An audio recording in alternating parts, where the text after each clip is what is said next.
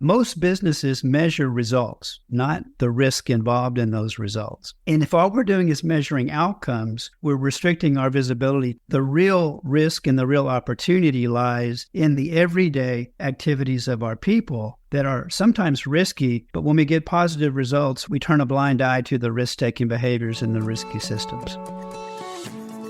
Top leaders, meaningful conversation, actionable advice. Bulldoze complacency. Ignite inspiration. Create impact. Produced by the Southwestern family of companies. This is the Action Catalyst. Are you interested in advertising with the Action Catalyst? Our listeners could be hearing about your brand right here, right now. For details, shoot us an email at info@theactioncatalyst.com. Today's guest is K. Scott Griffith, the founder and managing partner of SG Collaborative Solutions, who has gained a reputation for world-class reliability and collaborative skills in high-consequence industries across the globe, such as aviation, healthcare, nuclear energy, and more. He has worked with American Airlines, NASA, and others to present the secrets to managing risk and preventing catastrophe, and now brings those secrets to organizations of all sizes in his book, The Leader's Guide to Managing Risk, a proven method to build resilience and reliability. We hope you enjoy. Hi, Stephanie. How are you? Hey, I'm doing great, Scott. It's my pleasure.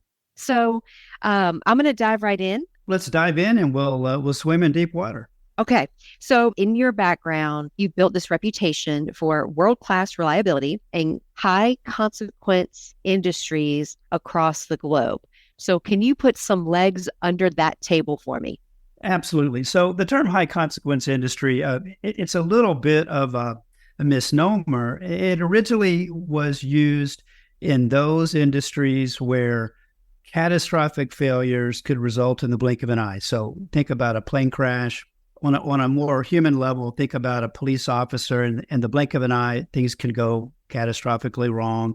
A surgeon on an operating table, a nurse administering a medication. So those are industries where the consequences of failure are sometimes immediate and catastrophic. So my reputation started in aviation, where I was the chief safety officer at the world's largest airline, and I developed a program known as ASAP, which led to a 95% reduction in the industry fatal accident rate. From there, I was invited by the Surgeon General, David Satcher, years ago in 2000, to come to Washington and meet with a group of healthcare professionals under the Health and Human Services Department and explore the potential for the aviation success to be migrated into the healthcare industry. So for about the last 2 decades, I've worked in multiple industries, including healthcare, aviation, law enforcement, emergency medical services, and nuclear power. I wanted to take the lessons that I've learned and the strategies I've developed to any business, because at some level, any business or organization is high consequence to the people involved, the owners, the employees, the shareholders. So what has worked in those high consequence industries can absolutely work in any business. You said you have a 95% improvement. That is significant. So tell me about what are some of these principles that you found really translated regardless of the industry? That's right. So it was astonishing in the sense that a group of industry professionals came together with a common goal to keep the public safe, to keep planes from crashing. And so what we were successful doing is bringing in a regulator that had previously been very rules-based enforcement posture to become a more risk-based oversight agency. So the Federal Aviation Administration, we helped move them from a position of it's all about the rules to it's all about how we manage the risk. The other part of that collaboration was clearly the airline executives and leaders, and then the labor association. So we worked with different unions across the country, from pilot unions to flight attendants and mechanics and air traffic controllers. And I created a program that combined each of those entities into a collaborative endeavor known as the Aviation Safety Action Program. And one of the central images or metaphors of our success was that of the iceberg. So what we typically see when a plane crashes or a rule gets violated is yet just the tip of the iceberg. It's a cliche, but it turned out to be a very powerful metaphor in convincing the regulator that a crime and punishment style of enforcement was not giving them a full picture of the risk in the national aerospace system. So what we did was we created this safe haven, this reporting program where employees could report into a program that was collaboratively managed, regulator, airline, and labor. And from that, we changed the culture virtually overnight. And we started getting reports not just of events and violations, but we started to see risk below the waterline in the everyday successful outcomes that posed significant risk. And that's one of the central messages for any business, that most businesses measure results, not the risk involved in those results. And if all we're doing is measuring outcomes, we're restricting our visibility to what we see above the waterline. And the real risk and the real opportunity lies in the everyday systems and the everyday activities of our people that are sometimes risky, but when we get positive results, we turn a blind eye to the risk-taking behaviors in the risky systems. So you just talked on this for a second, and I want to come back to that. From a leadership perspective, you mentioned creating a culture where people were willing to come forward with concerns around risk per se. So I'd love to hear, how do you culturally, from a leadership perspective, help your people embrace that? You must build a trusted program. I had one leader I won't mention the name of an organization. We were talking about the issue of employee burnout, and it's a significant challenge, particularly coming out of the pandemic. We see a high degree of burnout in a number of areas. But I had one senior leader say to me, "Oh, my employees come tell me when something's wrong. Every year I have a holiday Christmas party, and they come up and they tell me." And I challenged him to say, well, they may not be coming forward every day. They may not be coming forward with their real concerns. So what we did, which was unique, was we built that trusted system into a program. And that program was actually described with a set of rules and conditions, if you will, that described how the program would be managed. And it offered employees a guarantee that if they came forward in good faith, rather than being punished, that we would work proactively to address the risk, whether that risk was in the behavior of the employee, or whether that risk was in how that employee was trained, or whether that risk lay in the system and the environment around the employee.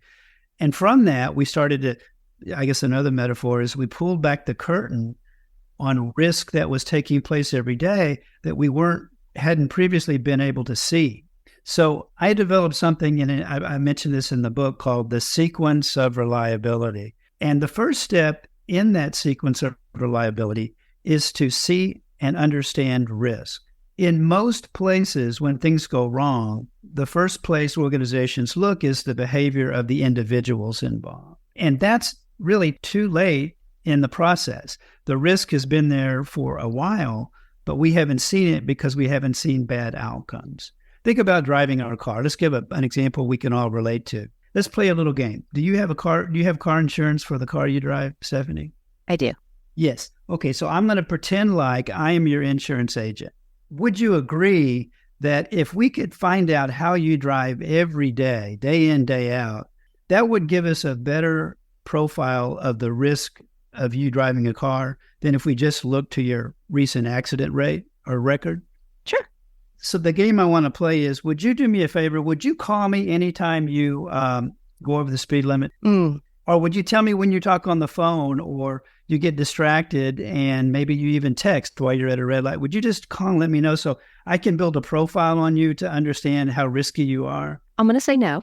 You're going to say no. And most people aren't going to come to their boss at the end of the day and say, let me give you a list of all the risky things I did. Because the way you're going to measure me is on outcomes. If I get the job done and I get rewarded sometimes for risk-taking behavior because my boss can't see what I do day in, day out. They only see the results I produce. So I'm incentivized. Most people are incentivized to get results. Now, we're not saying results don't matter. Absolutely, results do matter. But we have to be careful that we're not building excess risk into our system by rewarding people for their outcomes.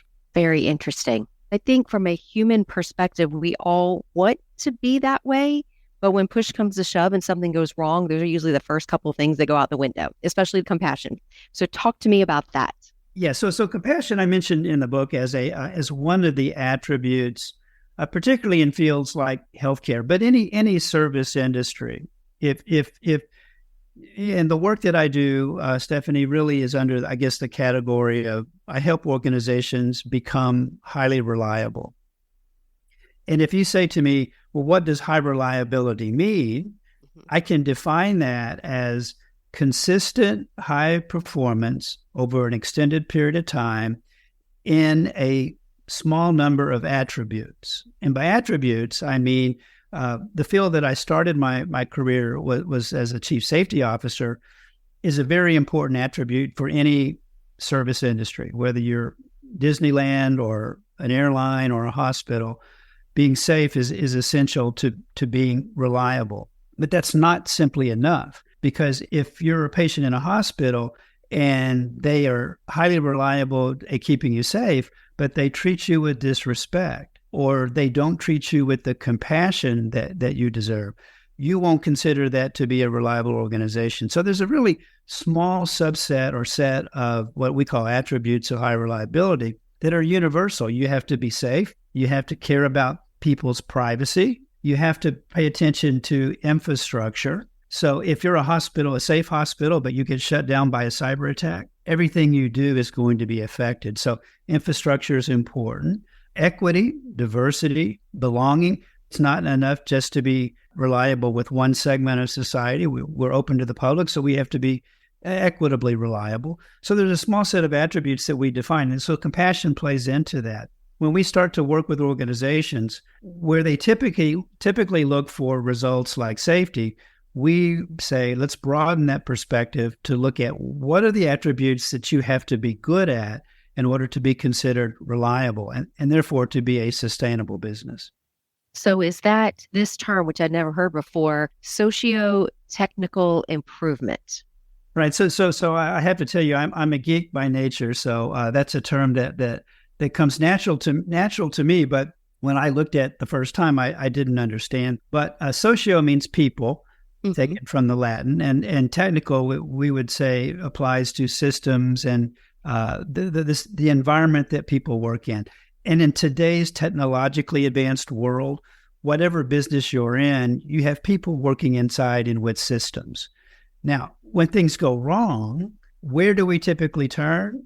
The human, even though that human is working with technology or working in an environment, in a culture. What organizations find challenging is how to unlink or separate the system contributors from the human contributors. And we often do that in the wrong way. We often just strike at the behavior, and instead of looking at the system that we put in place to manage the risk and the opportunities. So socio-technical is a geeky word for people working inside systems.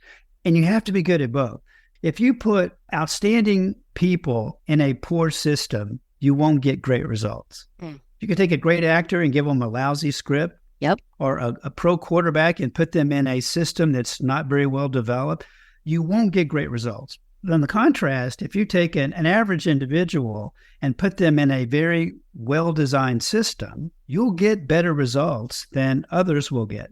And so the second step in what I have called the sequence of reliability, after we look to seeing and understanding risk, is to build reliable systems. And we do that because now, once we have seen and understood the risk, built a reliable system, now we can focus our attention on making the human reliable, the employees reliable.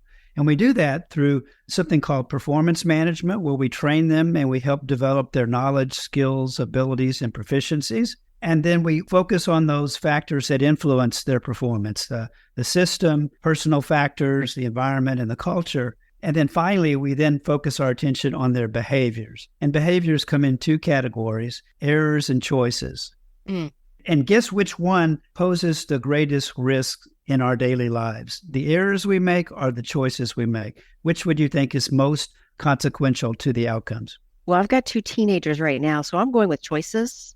Absolutely choices. Absolutely choices. Now, people tend to think that it's the errors we make. Think about how many risky choices we make every day, especially teenagers. And most of the time, our risk-taking choices turn out to be good results. So what lessons do we learn when we drive over the speed limit? What lessons do we learn when we talk on the phone? Mom, I don't have to wear a helmet when I ride a skateboard because I've been doing this for 2 years and I've never fallen. Yep. Oh, by the way, here's an interesting statistic that we should all pay attention to. The way our society manages the risk of drunk driving is through the legal system. The legal system, as privileged as we are to work in a nation of laws, our legal system is not designed to manage risk. Because in order to enter our legal system, either as a plaintiff or a defendant, there has to be evidence of harm. That's a terrible way to manage your teenager, waiting for harm to happen before you step in. So the way we manage drunk driving is a police officer will pull you over if they suspect that you're driving intoxicated, or there's a car crash where we take your blood alcohol level. Well, on average, the National Highway Traffic Safety Administration told me that on average, for every drunk driver arrested, they have driven drunk 88 times previously without having been caught. So most of the time in our society, that risk is out there interacting in the socio-technical world, and we don't see it. Man, that's a stunning statistic, isn't it? One thing we all have in common is that we all make mistakes and we all make risky choices. The funny thing about the human brain, and this gets into neuroscience, is that we learn most from our most recent experiences. So when we do something, no matter how we were trained, when we get by ourselves and no one's watching and we cut a corner and nothing bad happens, oftentimes we learn the wrong lesson from that successful outcome. Mm-hmm. We do these things repeatedly because we don't see and understand the risk. And we learn the wrong lessons from our successful outcomes. And so we end up surprised when catastrophe occurs. Mm-hmm. So where did your passion for all of this come in? I mentioned that I was a geek, and as an example of that, have you ever heard of a TV show called The Big Bang Theory? Absolutely. I watched it for 2 years, and I thought it was a documentary. I didn't know. Those are my people. So in addition to being a pilot, I had been in graduate school as a physicist. And in 1985, I was doing a walk-around inspection on a boat. A walk-around inspection is a pre-flight activity that pilots take on before they get in a plane to go fly. So they literally walk around it to make sure that there's structural integrity on the airplane. I'm walking around this airplane and I look up in the sky and I see another plane, a Delta wide-body jet coming into land, and it's in distress. And it gets so low that it hits on top of a car on Highway 114. It bounced up, and as it's coming into land, the next thing I see, the wingtip strikes an above-ground water tower, and the plane cartwheels and just explodes. You know, I was stunned by that. A few moments later, I was knocked down by a gust of wind. Several seconds after that, there was a torrent of rain, and I ran back up on the airplane, and the plane is rocking, and people are starting to panic. And so what happened was that plane encountered a deadly microburst, which is a downdraft of wind that the pilots couldn't see because it was separate from the clouds and separate from the rain. It was a clear air threat. So I took a leave from the airline, long story short, spent about a year working on a contract for NASA as a physicist to build the first airborne prediction laser system known as LIDAR to scan in clear air what the wind field was doing. So the reason that plane crashed was because the pilots couldn't see and they didn't understand the risk. We could only manage what was in front of us that we could see, and all we could see was the tip of the iceberg. What a crazy, intense thing to experience. It was crazy. And in most businesses, most organizations, particularly those that are regulated, we hide our risk from the regulator because we don't want to be sanctioned. We don't want to be fined. It's like when we're driving down the road, Stephanie, what do we do instinctively when we see the police car? Instinctively, we slow down. By the way, on any given day, studies have shown that only 19% of us are driving the speed limit. The rest of us are driving over. That's our norm. Normalization of deviancy. It's normal to deviate in our society. But I have found that to be generally true in every industry, in every business I've worked in. It's not that we're bad people. It's that we're living with competing priorities. So what would you say to encourage leaders that, look, some of us, quite frankly, ignorance is bliss. What I don't know isn't going to hurt, and I'll deal with whatever happens when it happens. What do you say to leaders who want to stay ignorance is bliss? Well, that's probably the best question I've heard in all year, Stephanie. And here's my answer talking to a leader, particularly a CEO. And I understand CEOs have people who handle risk management. What CEOs are all about are opportunity and sustainable success. If you're a CEO, you want to go out and capture you want to build a business. And once you build it and take advantage of those market opportunities, you want to be able to sustain it. The world is filled with successful businesses that crashed because they couldn't see the risk ahead of them. We've seen businesses not adapt. And we're not saying be risk averse to the CEO. We're saying be risk intelligent. Go grasp the opportunities in an intelligent way. And so to do that, you have to be good at some of the things you're not known for, you're not good at as a business.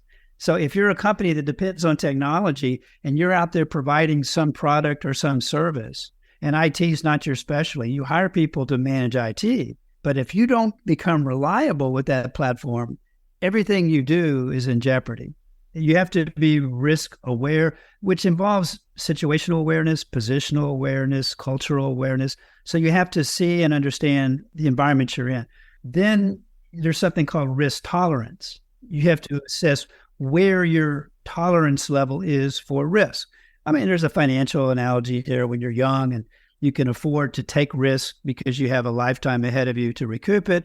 When you get to be my age or older, you may be more risk averse in that respect. But in every business, there is risk that's in front of you that you may not be able to see. One of the things that leaders face, which is often troubling, is that they are surrounded by people that often tell them what they want to hear. They want to be positive, right?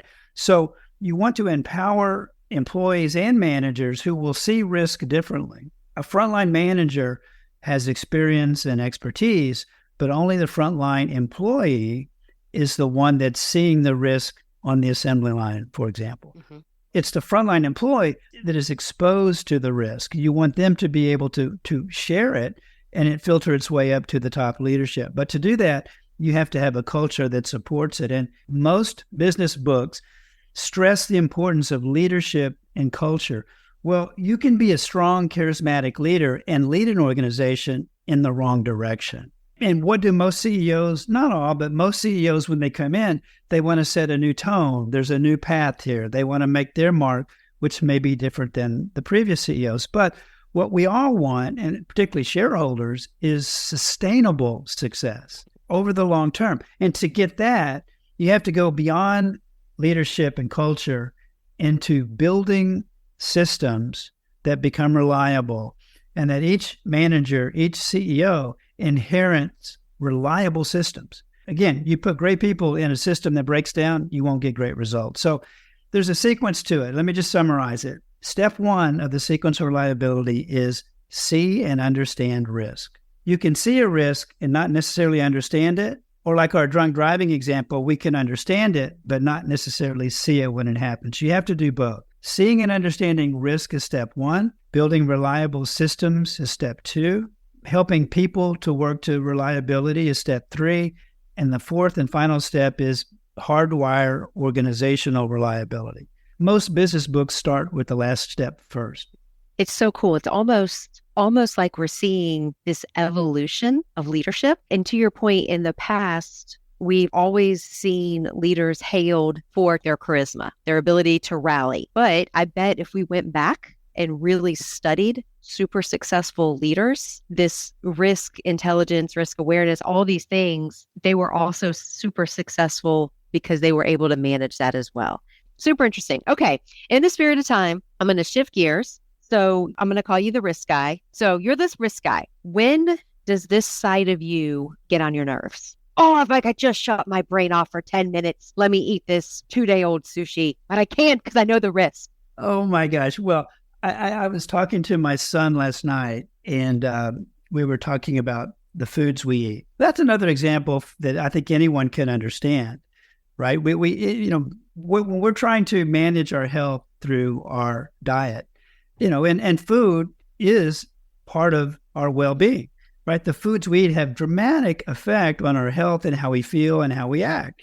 And I tend to focus in at my stage in life at trying to encourage those around me to make smart choices. Now, that's hard because the science keeps evolving and changing. Remember when red wine was thought to be great for coronary artery disease? And I was really rallying around that, right? Now the latest research is saying, yeah, there may not be a safe level of alcohol consumption. Now, we were eating a dinner last night, and the food that I ordered came with rice, and I looked down at the food, and it was white rice instead of brown rice, which, as you know, is a whole grain. And my son said, "You're not going to eat that, are you, Dad?" And I said, "Well, probably not." And he said, "You got to lighten up." He said, "You got to enjoy your life a little bit." And so, okay, we see it, Dad. We understand it, and we're going to do it anyway. So it's the natural deviation, right? That's right. Teenagers are good for helping you keep a perspective on that. I love it. Thank you so much for walking us through this. Well, Stephanie, I would just say thank you for the opportunity to speak to you and your audience today. It's been a pleasure. I would say that the most important message I would take away from our conversation is that risk is all around us in our life. It's a part of life. And bad things don't just happen randomly. The technical term for how bad things happen is they're probabilistic, meaning there's probabilities associated with the randomness in our lives. But with a little bit of effort, your life can be so much better balanced when you see and understand. And again, you're not going to avoid eating white rice, but you're going to understand the risk in everything you do, and you'll build systems and you'll manage people.